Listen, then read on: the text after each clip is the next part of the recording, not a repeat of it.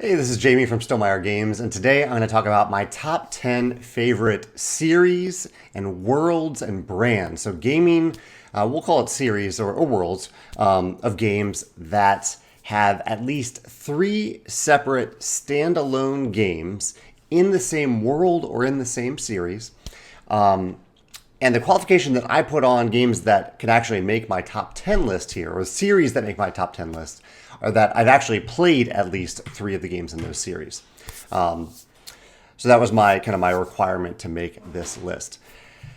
Yeah, and I also, when I get to the top 10, I'll also pick, of the series, I will pick my top game within that series. And throughout the list, I'll build in some discussions about why the kind of the pros and cons of why you might make a game like a shared world, why you might have a series of games.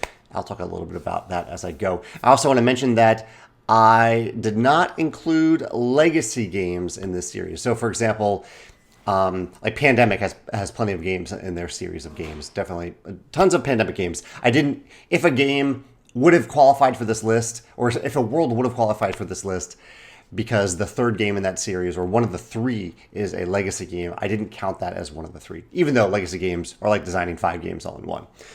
Just, arbitrary reasons for making this list. Let's go through some various mentions here. Terraforming Mars, there's a shared world, shared series. I did not put it on this list officially because the third game in that series hasn't been released yet. Or was on Kickstarter recently. Cottage Garden, Indian Summer, Spring Meadow, a Polyomino series I really enjoy. But if I'm going to play a game in that series, I'm going to either play A Feast for Odin. These are all games by Uwe Rosenberg. Or I'm going to play Patchwork, go really light and play Patchwork. The Coin series, I actually don't think I've played any games in the Coin series except for offshoots of it like Root. But I don't think that's officially in the Coin series. I could be wrong about that. 18XX, I don't think I've played. No, I have played one. I played Irish Gauge. I think that counts as the 18XX series, but I haven't played a lot of those games. Aeon Zen, I've played through the legacy campaign of Aeon Zen, but I have not played each of the standalone games in that series. Arkham and Eldritch games. This is a series that I think I have played. I played Arkham Horror, and I played Arkham Horror, the card game, but I haven't played other games in that realm, in that world. So I didn't count it for this list. Risk. Risk is one where I've only played the original Risk, and I've played Risk Legacy, so it didn't qualify for this list, but it is a world that continues across many, many different games. The Brass world of games, I wanted to mention it here because there are 2 highly renowned Brass games, including also the original would be a third, but I don't think there are 3 yet. So if there's 3, then I'll count it in this video in the future. Carcassonne. Carcassonne has a number of different offshoots and versions. Same with Catan next on the list. I have only played 2 of each of those, though. The Exit series and the Unlock series. I probably could have put these on this list, along with Time Stories. I'll mention that in a second. But they felt, they are very much qualified for this list, but I guess it felt a little weird to put them on the list because each one is so different. They just use a similar system. But that really does qualify for this list. Chronicles of Crime, Gloomhaven. Gloomhaven is one that will fully qualify for this list soon due to Frosthaven coming out. But currently, I believe there are only 2 games in the Gloomhaven world, Gloomhaven and Jaws of the Lion. Actually, no, that is not true. I should have made this fully eligible because Isaac's third game, I believe, was Founders of Gloomhaven, and a Euro game that had very different mechanisms than Gloomhaven. So that's a shared world totally with Gloomhaven. I haven't played that one, though, so it couldn't have been eligible for my list. Villainous. I have the Marvel Villainous on my shelf. I have also enjoyed the Disney Villainous, a series of standalone games for Villainous. Unmatched. I've only played Unmatched once, but I had a good time with it. The Tiny Epic series is one that probably comes to mind when you think of series and worlds, shared worlds of games. Well, not shared worlds, but a shared series of games. Legendary, Love Letter. There are lots of different versions of Love Letter. I think I've only played 2. I really enjoyed the Lord of the Rings one, or the Hobbit version of it. Zombicide. I've never played a Zombicide game, so that couldn't be on the list. Oniverse, the Oniverse games. The T series of games. I think I've only played 2 of these. I played Tzolk'in, which I love, and I played Teotihuacan, which I always mispronounce and enjoy, but definitely not as much as I enjoyed Tzolk'in. Ticket to Ride, I had to think about this one for a little bit. I think I've only played 2 of them. I think I've only played the original Ticket to Ride, and I played the Europe version. There might be one that I'm forgetting in there, but I think those are the only 2 that I played. Time Stories, again, I mentioned that earlier. Time Stories is mostly a game that has expanded, but it does have a few standalone games in that series as well. I do love Time Stories. First, Between Two series, the Between Two series of games, we only have two of them. So I didn't qualify it for the list, but we do have Between Two Cities and Between Two Castles. Tidal Blades will have an RPG and it will have a sequel. So I think eventually we will have a full world of Tidal Blade games, but currently we only have, I believe, one that's been released so far. Actually, no, there is a third one. I'm wrong about that. There is a third one that was released this summer or is releasing soon. That is more of a trick-taking game in that universe. I know Mr. Cuddington, the artistic couple that makes this world, are really, really into world building. They are the artists for Charterstone. The Blood Rage Rising Sun Ankh series from Eric Lang. I've played all three of those games. Didn't quite make it the top 10, my personal top 10, but I know a lot of people love those games. And the Clank series of games. So there's Clank in Space, and soon there will be Clank Catacombs. There's also Clank Legacy, but as I said, I wouldn't count that among the three. I wouldn't count Legacy games among the three, but Clank Catacombs will soon bump this into eligibility for this list. Anyway, let's get on to the actual top 10 now, and I'll talk a little bit about the pros and cons of making these types of games, probably when I get up to the higher games on the list. Number 10, we have the Pandemic series of games. I have played at least 3 games. I played the original Pandemic, I've played Rising Tide, and I've played what is my favorite, Pandemic Reign of Cthulhu. Of course, there's Pandemic Legacy. Again, I'm not counting Legacy games for this list. But I really enjoy Pandemic Reign of Cthulhu, because it's a much tighter map. There aren't as many locations as in the original Pandemic, and you have these monsters that can appear in the game that make the game feel very different from game to game. So I think that is my favorite. I like the tension in all Pandemic games, but I think Reign of Cthulhu just works for me on various levels. That's number 10. So the number 10 series, and then my favorite game in that series is Pandemic Reign of Cthulhu. At number 9, I have the Forbidden series of games. I've played the 3 that exist so far, to my knowledge: Forbidden Island, Forbidden Sky, and Forbidden Desert. And by far, my favorite of the 3 is Forbidden Desert. In Forbidden Desert, you have this grid of tiles. I think it's a 5x5 grid. And whenever you move one of the tiles, which you have to do at the end of each turn, you put sand on it. And so you're trying to dig out the sand to get to the tiles and flip them over and see what's there, so that you can line up certain things that correspond on the X and Y axis within this grid. It's just a great little hunt, great little deduction puzzle, and you constantly are struggling against the sand, but it never really feels helpless. I mean, I've lost this game more than I've won this game, but I always feel like I have a chance until the very end. And it also has a really great feeling of cooperation thanks to the asymmetric abilities of each of the characters in the game. So yeah, that's the Forbidden series, and I really do love Forbidden Desert. And this series does something that I think is interesting in the idea of shared series, which is that it hits different weights. Forbidden Island is very light and very introductory. Forbidden Sky, I need to take this. We'll cut back this. I'll be back in a second. Sorry about that. My cat is at the vet today, and so I really did have to take that call. We'll just splice this in, and I'll continue talking about the Forbidden series, which I thought was a good example of a series where Forbidden Island is kind of a beginner level.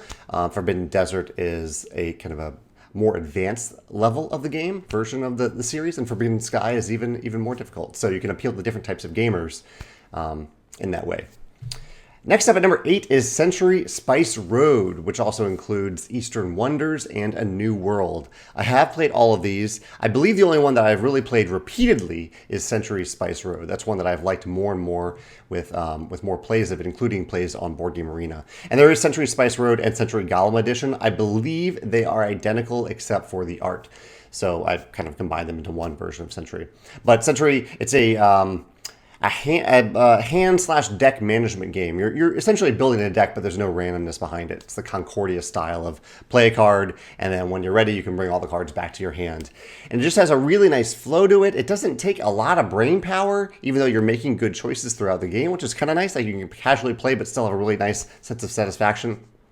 And the really cool thing they did in this series, and I think it's very difficult to pull off, is that they actually give you the option to combine these games and play them together. So I believe you can actually play a combination of Spice Road, Eastern Wonders, and A New World all in one big game at the same time. I've never tried that. I've never even really been interested in doing that, but I do applaud it. I applaud the effort And I'm curious if you're watching this, if you've ever played any combination of them, and if you enjoyed that experience. That's hard to do, but that overlap is pretty cool that they pulled that off. Next up is I think it's called like the Epic series of games from Meadow, and that is Kemet, Cyclades, and Inish. Each of them has a really nice hook to it. The action selection system in each of these is really clever. Inish has this cool drafting mechanism. Cyclades has a bidding mechanism, an auction mechanism, and Kemet has this pyramid style action selection mechanism where you can't choose two actions from the same row of your pyramid. And all three are kind of Euro games combined with a lot of direct conflict and interaction. And they're cool games. They're great games. Kemet is one of my favorite direct interaction combat-y games ever made. I love Kemet, both due to how the combat works. It's you can be a little sneaky in it, but there isn't randomness to it. And also combined with the tile selection mechanism where you're upgrading your system and upgrading different parts of what you're doing, whether it's your economy or your ability to fight, your ability to defend, depending on the tiles that you get. A great series of games. Kemet is my favorite of the three. And I think it's cool here that they've created a series of games where each one takes place in a different area of mythology in the world. And they've actually really seemed to focus on having a unique hook of the action mechanism. So there's a couple parallels between the games in this series, even though each game feels very different. Number 6 is the Near and Far series. So this is, I believe, the Arzium world from Ryan Lockett of Red Raven Games. Ryan Lockett does all the art for his games, so all of his games look very similar. They look like they could be in the same world, but I believe several of them are in actually different worlds. This series of games is, I believe, both in the same world and the same style of game, and that is Above and Below, Now and Never, and Near and Far. These are all Euro games with some form of ongoing story or at least some form of written narrative in the game itself. Like Above and Below, I don't think has an ongoing story, whereas Near and Far, my favorite game of this series, does. You can play Near and Far in a variety of modes, including a campaign mode, a standalone mode. I think there's a standalone but with story mode. And I think this is cool that he has these different modes in these games. But I've actually talked to Ryan about this. I think he's found that these are the games that his fans really, really love that he makes. That he has this similar aesthetic in the world. He has a great Euro game framework, and he also has the story and the writing, which I think his wife does a lot of the writing. They kind of have partnered up to make some of these games, or maybe all of the games at this point. I think still my favorite Ryan Lockett game is Sleeping Gods, but I'm pretty sure that takes place in another world. That's why I've chosen Near and Far for this series. But I really did enjoy playing through the Near and Far campaign. I enjoyed the Eurogame mechanisms. I enjoyed the health system in particular. You go out adventuring and you kind of stock up on health before you go out, because health helps you mitigate, and not just mitigate, but it directly helps you complete the various tests and challenges that you go out to complete if your luck isn't very good. And so you're kind of going out and hoping that your luck is good, but if it isn't, you need health to make sure that you can still accomplish the test. And it means that you rarely fail a test. It's just a matter of how long can you stay out on the path before you come back to town and need to recharge. Really cool mechanism there. If you haven't checked that out, check out the Near and Far health mechanism. So we're at the top of the top 5 of the list now. We have the Mad King Ludwig series. Kind of an odd theme for a game that this series of games is all about one specific person from history, and a little bit exaggerated. The Castles of Mad King Ludwig is my favorite of the series, and let's say I do have this one right here. This is the new Castles game. You get to design this crazy zany castle with so many different rewards when you place a tile, when you complete a tile. It feels amazing. I love Castles. The new version I found to be a lot of fun. And also in this series is a game that we published called Between Two Castles of Mad King Ludwig, where it's another tile placement game where you end up with a zany castle, but with all square tiles and with a drafting mechanism. And there's also the Palace of Mad King Ludwig. So this series is very unique, I think, in that it is a series because multiple publishers in my company has made it eligible for this list of essentially by adding a third Ludwig game, unless there's another one that I'm not aware of. But I think that's kind of interesting, where you can have a brand or a series that you can even share across different different companies. And as I'm saying that, I'm thinking that I could have potentially included intellectual properties on this list, but I intentionally stayed away from them because I have a different video about intellectual properties, like Marvel. You could say that there's a Marvel series of games, but really they're just different companies with different Marvel licenses making games set in the Marvel world. So I guess it could have applied in terms of the shared world. But they're made so separately, so independently that they don't really feel like a cohesive series of games. But this is kind of maybe the one exception to that, or some of the rare exceptions to this, where two companies do work together to create something a little bit more cohesive within the same world or the same brand. And number 4, we have the Azul series of games. So we have the original Stained Glass, Queen's Garden, and my favorite, Azul Summer Pavilion. This is my favorite because it does have a little bit of a feel of engine building, a lot of little moments of completion during the game that feel really good, where you can actually get bonus tiles as you're doing that, not just bonus points, which I think feels great while playing Azul. The Azul series is a unique one in that Azul is a very abstract game. They do their best to incorporate theme into the game, and I think they do a good job of that. But when you're actually playing Azul, it's very abstract. But they've managed to take a core drafting system. Like, they found this drafting mechanism that was just really cool, where you randomly put out some tiles on, or put out tokens on random tiles. You select all tokens of the same color from a tile, and all remaining tokens on that tile go into the center pool, and you can actually draft from that center pool as well using the same method. They took that core mechanism and brought it into now 4 total games across the series, and each game feels very unique and different despite having either the exact same or a very similar drafting mechanism.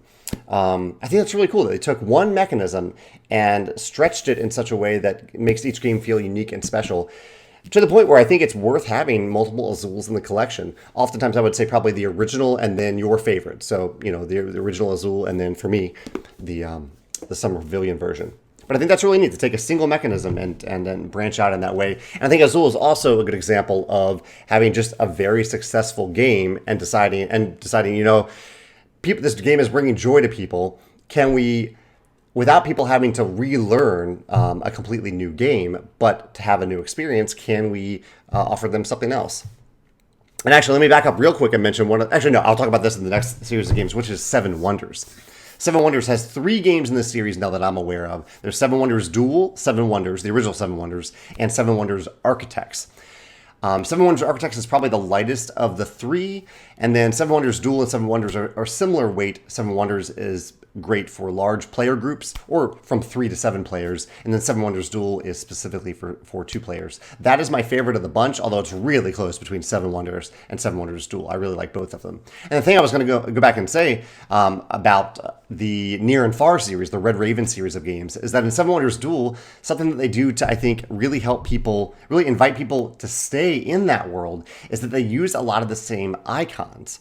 So that way, if you have learned the icons for Seven Wonders, learning one of the other games in this world is really intuitive because you already understand what those icons mean. I think that's a great way to continue to invite people into a world or into a series of games by having familiar elements to them that make sense, and ensuring when you're designing those games and those worlds that those elements do actually continue to make sense. Like if you use a coin icon in one game, that coin icon still means one coin in the next game. That doesn't mean something completely different. And I think Seven Wonders does that really well. So that's number 3. At number 2, we have role player. Oh, I actually have Seven Wonders Duel. Here's Seven Wonders Duel right here. Yeah, for this last one. At number 2, we have the role player universe of games. And this is one, I think this is the only one on the list where I actually own all 3 games that are on my list. There's another one that I don't own and haven't played, the Lockup. I haven't played Lockup yet. But Role Player Adventures was one of my favorite, if not my favorite, game of 2021. This is a campaign game, but not a legacy game, and I can't wait for the expansion to come out on Kickstarter. There's also the original Role Player, which is a game about creating an RPG character, just simply creating the character throughout the game. And there's Cartographers, another game they put into that world. This is a unique and slightly interesting series of games to me because while I enjoy the world, especially when I'm playing Role Player Adventures and learning more about the world, I'm not necessarily buying these games because they are in the same shared world. I'm buying the games because I really like Thunderworks and I think they make consistently great games.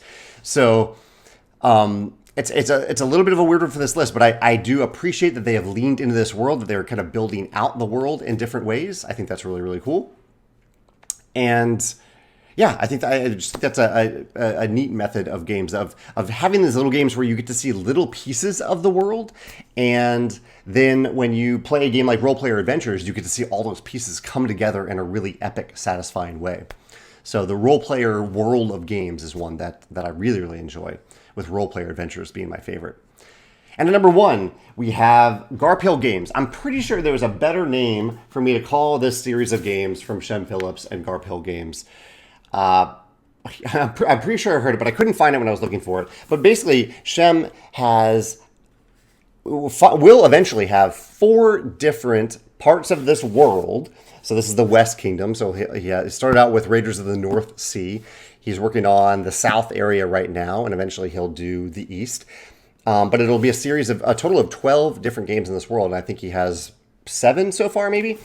And I have played Raiders, Paladins, Viscounts, and Architects. Again, they're all in the same world. Some of them, or many of them, are co-designs with Sam McDonald. And this was a really close call for me because I really like Raiders and I really like Architects, but I'm going to go with Architects because I really do love the mechanism in Architects where you put workers you start out with a ton of workers, and on your turn, you put a worker on the board. And when you do that, you gain benefits for that action based on how many of your workers are there at that moment. There are ways that can change throughout the game. You can kind of clear off workers off the board, which you might need to do at certain times to get those workers back. But I love this sense of progression as you're building up an action. And kind of had this tension almost of, I hope no one clears out the workers from the space, because now when I place a worker here, instead of just getting 1 wood, I'm going to get 6 wood, and that feels really good. I love that in Architects. That never gets old to me. But this is such an interesting series of games, too, because he has used the same artist throughout the entire series, which is a little bit of a catch here, I think, if you're creating a world or a series, that the artist, if you have an artist that you want to use across the entire series, you kind of need them committed to it, and so that you can have that level of consistency throughout one game to the next. But he has consistent art. There are some characters that might appear. So he has some games where you have a character from a different part of the world, different part of the universe, that might show up in the game as like a visitor, essentially. And they might play a more prominent role in one of the other games, which I think is really cool. Really cool. And Norse Saga, is that the name of this series of games? Norse Saga? And I think he even has like a campaign mode in one of the games that connects a few of them and a way to play through multiple games. There's all these cool things that Shem has done with this world. And I don't think, listening to interviews with Shem, I don't think he really had it planned out from the beginning. I think he kind of went into it and said, okay, I'll make this game Raiders and see what happens. And then he made another one and another one. And I think that's a neat way to go, of giving yourself the flexibility as you design these worlds to have it potentially just be a standalone. Like if you started with Raiders and it didn't really take off, you could have ventured into something else. But if it does take off, that you have the flexibility to build it into a brand or build it into a world.